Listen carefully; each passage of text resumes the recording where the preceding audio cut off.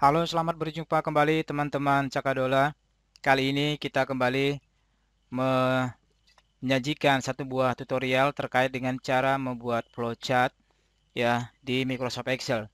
Ya, sebenarnya flowchart ini seperti yang dicontohkan di sini itu sangat sering kita pakai ya. Ya, seperti ini ya. Ini flowchartnya ini ya sangat sering kita pakai di manapun kita bekerja ya. Karena di sini menyajikan beberapa sajian terkait bagaimana sebenarnya sebuah proses itu mengalir. Kurang lebih seperti itu. Ya, oke. Sebelum kita mulai, kita akan perkenalkan dulu beberapa tools ya terkait dengan pembuatan flowchart ini. Yang pertama adalah biasanya sebuah flowchart itu eh, mengalir dari atas ke bawah atau dari kiri ke kanan. Jadi seandainya di sini ada beberapa simbol-simbol yang kita ambil dari shape ini, ya dari insert kemudian shapes ya. Sini ada beberapa. Ini adalah simbol-simbol untuk penggunaan flowchart ya. Simbol yang seperti ini ya kita gunakan untuk memulai dan mengakhiri pekerjaan ya. Seperti di sini ya. Ya, maksud kami adalah seperti contoh yang di sini ya. Oke. Nah, ini adalah simbol yang pertama kali kita gunakan. Jadi memulai sebuah pekerjaan ya, dan menyelesaikan sebuah pekerjaan. Kemudian tanda berikutnya ya yang di sini kita lihat adalah tanda jajaran genjang. Ini adalah biasanya kita gunakan untuk input atau output daripada sebuah data. Kemudian di sini ada garis, ya garis seperti ini, ya tanda hubung. Itu kita gunakan untuk menunjukkan flow daripada atau eh, aliran daripada proses tersebut ya. Kalau dia tandanya ke ke bawah berarti setelah itu dia menuju proses yang dituju yang di bawahnya. Kalau dia misalkan ke samping kanan, berarti dia menuju ke samping kanan atau ke samping kiri, dia menuju ke proses yang ada di sampingnya yang ditunjuk ya. Oke. Nah, dari input ini misalkan seperti ini ya. Kemudian ada di sini adalah decision ya. Decision point artinya di sini adalah bagaimana kita membuat sebuah keputusan. Misalkan di sini pertama adalah kita mulai ya memulai kegiatan kemudian masukkan semua data Anda. Nah, di sini kan nanti ada pengambilan keputusan, apakah ada input data sudah selesai apa belum. Nah, kalau pengambilan keputusan ini itu wajib ada dua jawaban ya. Sudah selesai atau belum, atau iya atau tidak ya. Good or bad seperti itu ya, benar atau salah. Jadi ini adalah semacam sistem boolean yang menyatakan bahwa ada dua keputusan ya benar atau salah misalnya seperti itu sudah selesai atau belum. Nah di sini simbolnya adalah seperti ini ya, simbol wajib ya. Oke. Kemudian untuk yang belum, maka kalau input data tersebut belum selesai, maka kita kembali lagi ke sini, ke proses sebelumnya, memasukkan semua data kembali ya, di sini contohnya ya. Ah itu gambarannya bagi yang belum tahu, masukkan semua data. Kemudian kalau sudah selesai, maka masuk ke dalam eh, periksa akurasi data. Nah, di sini biasanya di sini umumnya kita menggunakan simbol kotak di sini. Tapi kalau ada simbol kotak, kemudian ada kotak lagi di dalamnya, itu artinya bahwa di sini pemeriksaan akurasi data ini juga sebenarnya adalah bagian daripada flowchart tersendiri. Ya, nanti caranya adalah maka karena dia bagian daripada flowchart tersendiri yang ini, maka dia harus dibuatkan flowchart sendiri di sini. Ya, jadi di sini kita akan buatkan flowchart dia sendiri. Berbeda dengan ini, kalau sudah selesai ke sini maka dia akan lanjut ke sini. Ya, maka dia akan lanjut seperti ini. Oke, melanjutkan mengisi formulir, kemudian mengirim laporan ke atasan. Kemudian yang simbol seperti ini, ya apa saya bilang nih, simbol baji atau apa ya? Ya ini adalah digunakan untuk menyambung sebuah flowchart ke dalam atau yang ada di sheet atau di halaman. Nah, ini halaman 1 di halaman yang lain. Ya tidak mesti harus di halaman 2 ya, tapi di halaman yang lain. Nah, seperti ini ya. Yang A, nanti dia ke sini yang A, kemudian yang B larinya nanti dia ke sini. Ya, di sini yang B. Itu simbolnya. Tetapi kalau dia masih di satu halaman, ya, kalau dia masih di satu halaman, maka kita menggunakan simbol penyambungnya adalah berupa lingkaran seperti ini. Misalkan kita buat seperti ini, kemudian kita masukkan editnya misalkan A seperti itu misalkan ya. Berarti dia ada di halaman yang sama. Ya, teman-teman tolong perhatikan ini bahwa perbedaan antara simbol yang seperti ini bulat dengan simbol yang ini ya baji ini adalah dia berbeda halaman. Kalau A digunakan di dalam menyambung flowchart di dalam halaman yang sama. Kemudian kalau yang seperti ini untuk menyambung flowchart di halaman yang berbeda. Oke. Sampai di sini saya rasa sudah cukup jelas tool-toolsnya. Nah, cara menggunakannya seperti ini ya. Tinggal menggunakan simbol-simbol yang ada di sini kita ambil. Misalkan yang pertama untuk startnya. Startnya kita ambil dari sini ya. Oke, start ini seperti ini. Kemudian klik kanan, kemudian edit text ya, start ya. Startnya seperti ini. Oke. Kemudian berikutnya insertnya, kemudian kita input seperti ini. Ya sama juga, klik kanan, edit text ya, input misalkan ya. Ya, input ya, saya langsung aja dibikin di sebelahnya, contohnya ya, seperti ini. Ya. Kemudian membuat sambungan ini kita menggunakan ini ya, arrow ya, sama juga dari sini ya, ada juga. Oke, kita menggunakan arrow atau anak-anak panah. Oke, oke, tinggal ini atur posisinya di tengah semua ya, misalkan bold.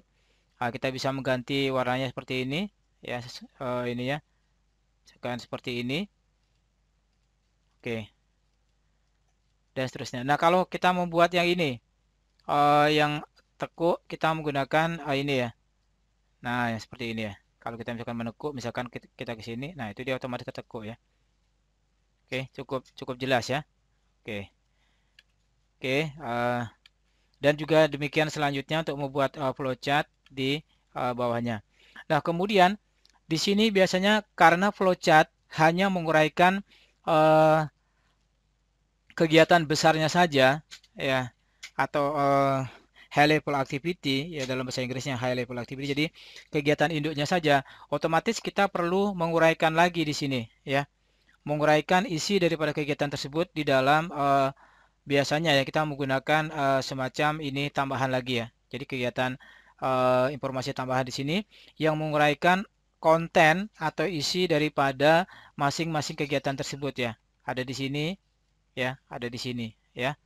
Ya, ada seperti ini, ada seperti ini. Ya, cukup jelas di sini. Misalkan di sini masukkan semua data ya. Di sini diperjelas lagi kegiatannya adalah menginput semua data masuk ke dalam form 001 oleh Departemen Data Entry, misalkan seperti itu ya.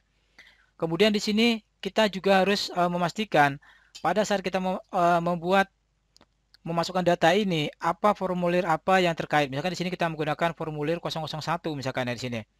Ya, di sini form 001. Di sini adalah inti daripada dokumen yang harus kita persiapkan. Kemudian di sini juga kita masukkan ke departemennya. Departemen siapakah yang bertanggung jawab? Misalkan di sini ada departemen data entry. Ya, misalkan di sini kemudian berikutnya akurasi data tadi yang dia memerlukan flowchart tersendiri di sini, itu yang bertanggung jawab adalah departemen mutu. Ya. Ya, jadi saya tambahkan lagi di sini untuk yang pemeriksaan dokumen. Ya, di sini akurasi data, ke sini dia di flowchartnya sendiri. Kemudian yang bertanggung jawab adalah departemen mutu dan juga formulir yang digunakan adalah 002. Ya, jadi demikian kurang lebih flow daripada flowchart, di mana di sini akan menggambarkan pentingnya sebuah informasi yang akan mengetahui untuk kita departemen mana yang saat itu akan melakukan kegiatan tersebut dan dokumen apa yang terkait ya. Kemudian penjelasan daripada flowchart tersebut juga akan diuraikan di sini. Ya, jadi sekali lagi kita mulai dengan simbol seperti ini, kemudian dia menggunakan input atau output menggunakan simbol wajik ya, seperti ini ya. Kemudian ini menggunakan ini jajaran genjang ya. Ini wajik ya, untuk apa istilahnya pengambilan keputusan. Kemudian di sini adalah kalau dia prosesnya proses yang panjang, maka dia menggunakan simbol kotak seperti ini ya. Jadi kotak, kemudian di sini ada garisnya lagi ya.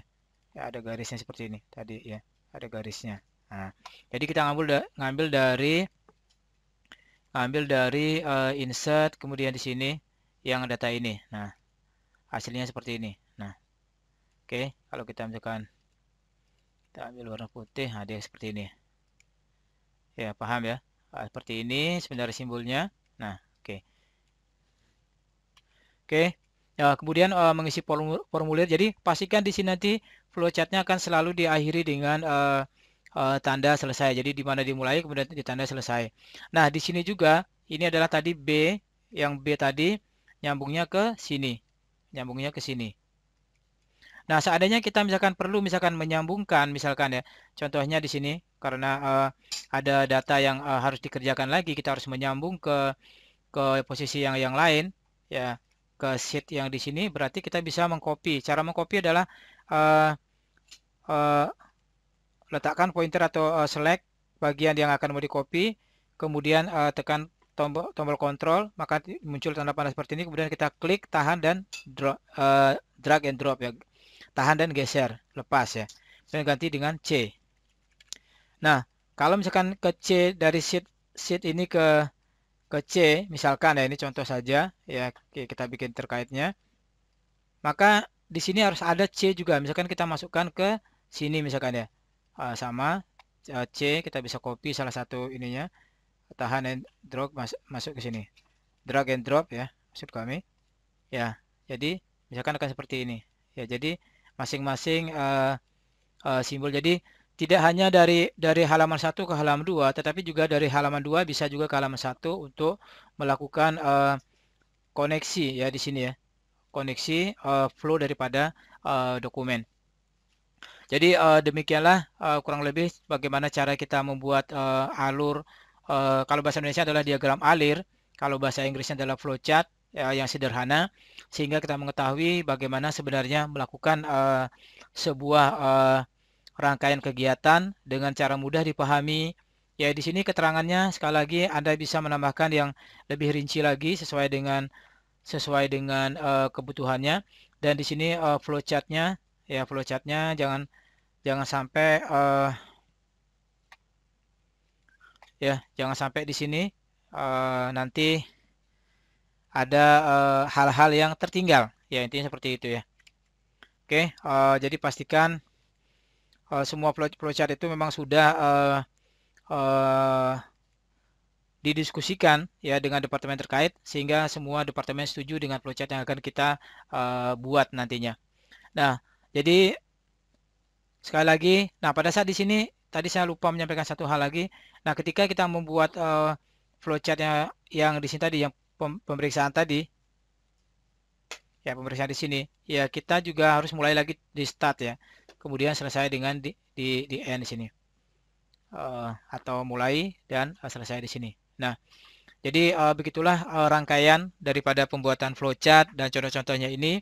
Semoga flowchart ini dapat bermanfaat, dan jangan lupa selalu like, subscribe, dan share dan ke teman-teman sehingga pelajaran ini dapat dimengerti ya. Selanjutnya juga kami membutuhkan komen-komen Anda untuk contoh-contoh tutorial Excel yang mana yang kira-kira dibutuhkan kembali ya untuk pembuatan flowchart ini. Terima kasih teman-teman. Ya, selamat belajar dan semoga sukses.